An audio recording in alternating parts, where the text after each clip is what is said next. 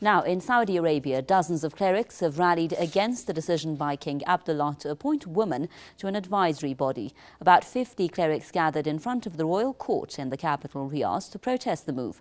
They demanded to meet King Abdullah and his top aide to offer them what they called advice. The rally comes after King Abdullah appointed 30 women to the Shura Council on Friday. The move is part of social reforms promised in 2011. Saudi women need permission from their male guardians to travel or take certain jobs. The kingdom is the only country that does not allow women to drive. Well, Saudi Arabia has also named new governors for several regions across the kingdom.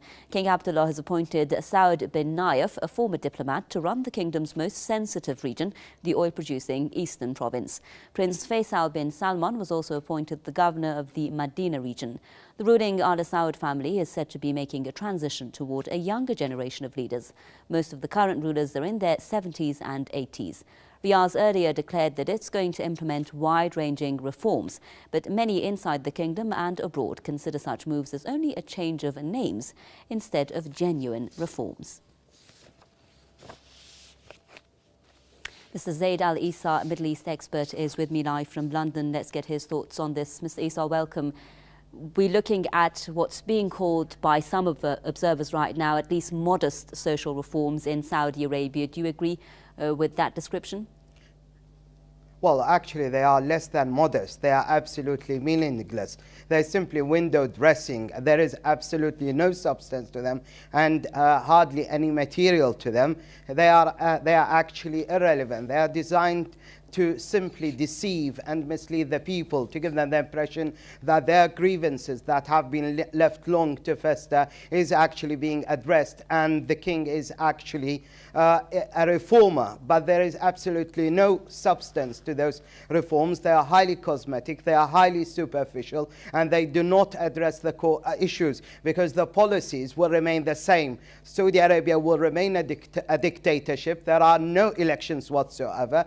There are no human rights whatsoever. There are no freedom of expression, no freedom of press. Women have absolutely no rights. They do not have the simple basic right of driving a car or applying for a passport or traveling without their male guardian's knowledge. And this move of actually appointing, the emphasis is on the word appointing. They haven't been elected. There are no elections. The Shura Council is elected and appointed from the king's staunchest and closest allies. These are hand-picked people, and two of the women actually appointed are the daughters of previous kings. One of them was the Saudi representative picked by Kofi Annan. So they are very, very close to the authorities, and they are part and parcel of the system. And this fuss by the clerics about it is actually meaningless, because those women have no authority. This council is simply a rubber stamp.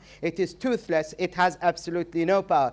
And if we talk about the changes now, these are actually part of a vicious, ferocious struggle which have moved from King Abdullah's brothers to the next generation, that is their sons, who are now squabbling and quarreling and actually feuding openly when it was supposed these matters to be dealt through the Allegiance Council, which was specifically set up as a major piece of reform, hugely trumpeted by the king himself, and he's actually not activated it to pick up a crown prince. Let's not forget that the squabbling originated when two crown princes, that is Prince Sultan and Prince Naif, have basically died, and that basically threw the cat among the pigeons. And that's why we see a ferocious, massive struggle for power. And on top of that, we see a popular uprising which is spreading and engulfing the entire country, not just the